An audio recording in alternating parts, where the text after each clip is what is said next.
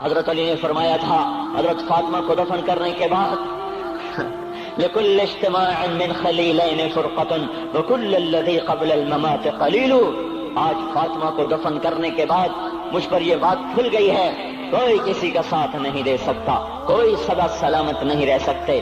ایسی حسین جوڑی بھی آج بکھر گئی، ایسا حسین جوڑا کوئی دنیا میں کہاں سے لائے گا، ایسا جمال کوئی کہاں سے لائے گا، ایسی جوڑی کوئی کہاں سے لائے گا۔ علی و فاطمہ کی جوڑی کوئی دکھائے تو صحیح، کوئی نبیوں کے بعد کوئی ایسی جوڑی بنی ہو، لیکن آج یہ جوڑی ٹوٹ گئی۔ 24 سال کی عمر میں فاطمہ جدائی دے گئی، 24 برس کی عمر میں جدائی دے کے جا رہی۔ ہاں لیکن بھائی ان کا تو مرنا بھی زندگی تھا۔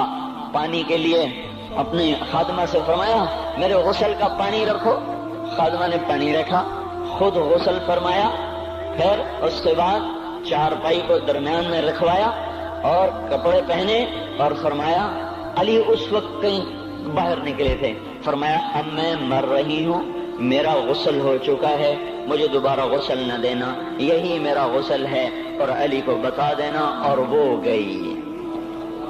ہاں آپ نے کہا تھا حضرت فاطمہ سے میں جا رہا ہوں، وہ رونے لگی، پھر آپ نے پھر کان میں کہا نہیں نہیں تو غم نہ کر، سب سے پہلے تو ہی مجھ سے آ کے ملے گی۔ پھر وہ ہنسنے لگی، حضرت عائشہ رضی اللہ عنہا دیکھ رہی تھی، پہلے روئی پھر ہنسی، تو کہا یہ کیا بات ہوئی؟ کہا مجھے میرے باپ نے کہا میں جا رہا ہوں تو مجھے رونا آیا، تو پھر انہوں نے فرمایا تو غم نہ کر، سب سے پہلے تو ہی مجھ سے آ کے ملے گی۔ تو پھر میں خوش ہو گئی۔ باپ کے جانے کے صرف 6 مہینے کے بعد ابا سے ملاقات ہو گئی۔ تو حضرت علی فرما رہے ہیں آج دیکھو دیکھو ان افتقادی فاطمہ بعد احمد دلیل علی اللہ یدوم خلیل۔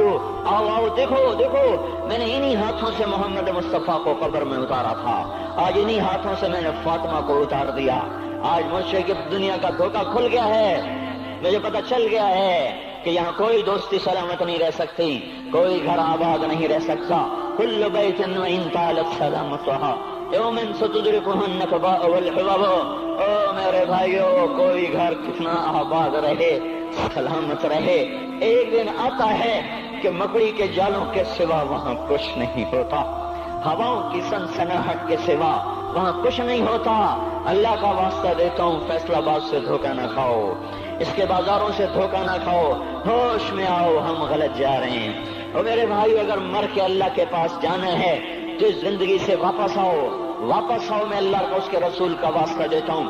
اگر مر کے کہیں اور چلے جانا ہے، اگر مر کے اللہ کے پاس نہیں جانا یا اللہ کے رسول کا سامنا نہیں ہے، جو مرضی کرو، پھر ہم بھی چھوڑیں، اب ہمیں بھی کچھ سمجھاؤ، ہم کیوں بول بول کے گلے کی ایک ایک رگ میں درد اتار بیٹھے، گھر چھوڑ چھوڑ چھوڑ چھوڑ، سارا وجود ہڈیوں میں درد اتر گیا ہے، تو کچھ ہمیں بھی راستہ بتاؤ کہ یہ راستہ ہے، اس پہ موج میلہ بھی ہوگا، اللہ بھی نہیں ملے گا، آؤ ہم سب پھر ہم بھی مل کر تمہارا ساتھ دیں۔ ہم کیوں ایسے کھاری اٹھائے ہوئے در در کی ٹھوکریں کھاتے پھر رہے ہیں؟ میرے بھائیو، اور اگر ایسا کوئی راستہ نہیں ہے، اور میں بتا رہا ہوں کوئی نہیں ہے، کوئی نہیں ہے، کوئی نہیں ہے، میرے پاس کوئی مضمون نہیں بیان کرنے کو۔ میں یہ نوجوانوں کو دیکھتا ہوں، میرے بند ٹوٹ جاتے ہیں، میں دیوانہ ہو جاتا ہوں کہ میں ان کے کیسے دلوں میں اتر کر ان کے دلوں کی لگاموں کو اللہ کی طرف پھیر دوں اور اس کے رسول کی طرف پھیر دوں۔ یہ جب گانے بجانے میں ڈوبتے ہیں، جب یہ رقص گاہوں کو چلتے ہیں، جب یہ تاجر غلط تولتے ہیں، اور جب یہ بینک سے قرضے لے کر لمبے لمبے نظام بناتے ہیں، پرائز بانڈ خرید کر دعائیں مانگتے ہیں اللہ میرا بانڈ نکل آئے، او میرا بھائی تجھے کیا ہو گیا؟ تو جوئے پر دعائیں کر رہا ہے کہ یا اللہ میرا بانڈ نکال دے۔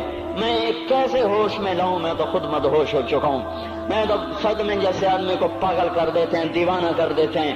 وہ دیوانگی کی کیفیت ہے کہ کوئی سنتا ہی نہیں، کوئی مانتا ہی نہیں، 4 دن کے تھوڑی دیر کے لیے ہائے ہائے کرتے ہیں، پھر وہی ڈگر، وہی راہیں، وہی غفلت، وہی صبحیں، وہی شامیں۔ کہاں سے کوئی آئے گا؟ کون سی آواز آئے گی؟ کوئی قیامت کے کڑکا کو سننا چاہتے ہو کیا آسمان کے دھماکے سن کے توبہ کرنا چاہتے ہو؟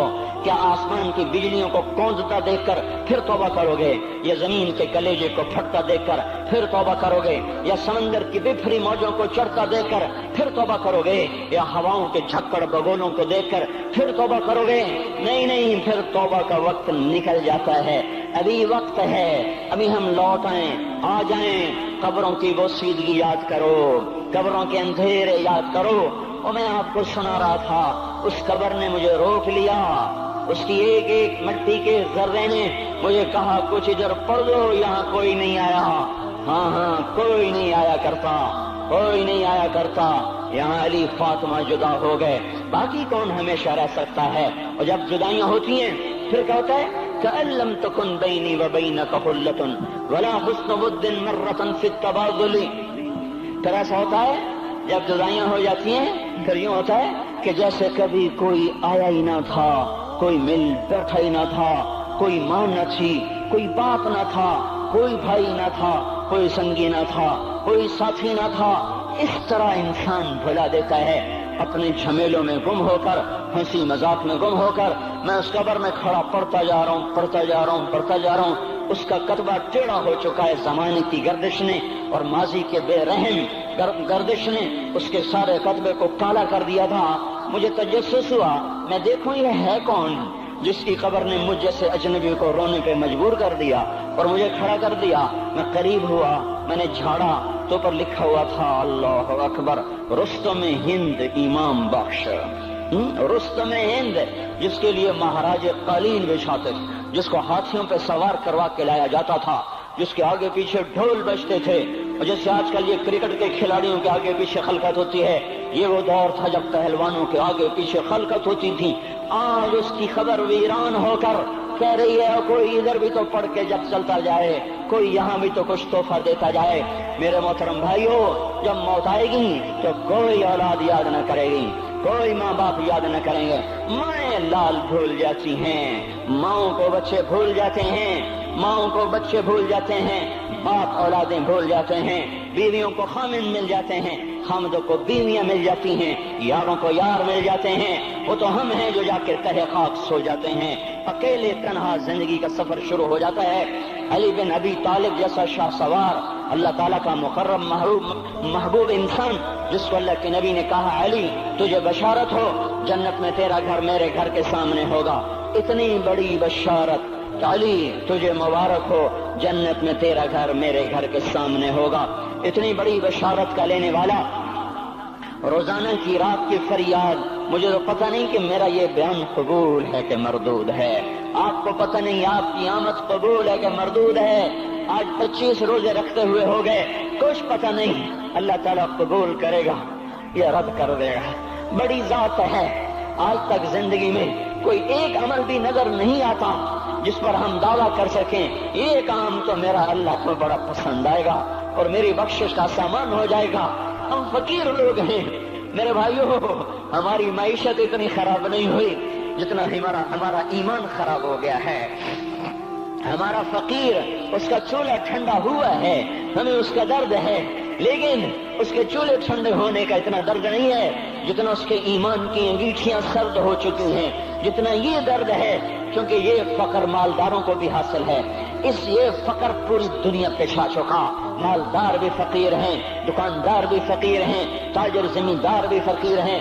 آج جو جتنا بڑا دنیا دار ہے وہ ایمان کا اتنا بڑا فقیر ہو چکا ہے، وہ بھکاری ہو چکا ہے۔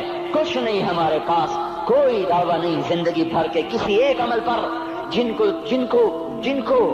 کو جنت کے پروانے مل گئے۔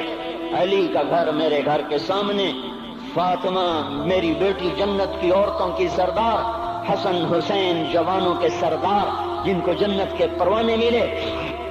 حضرت علی رات کو اٹھ کے رو رہے ہیں، آہن آہ من قلت الذات وبعد السفر ووحشت الطریق، اے میرے مولا مجھے معاف کرنا، میرے پاس عمل کوئی نہیں ہے، اے مولا مجھے معاف کر دے، میرا عمل تھوڑا ہے۔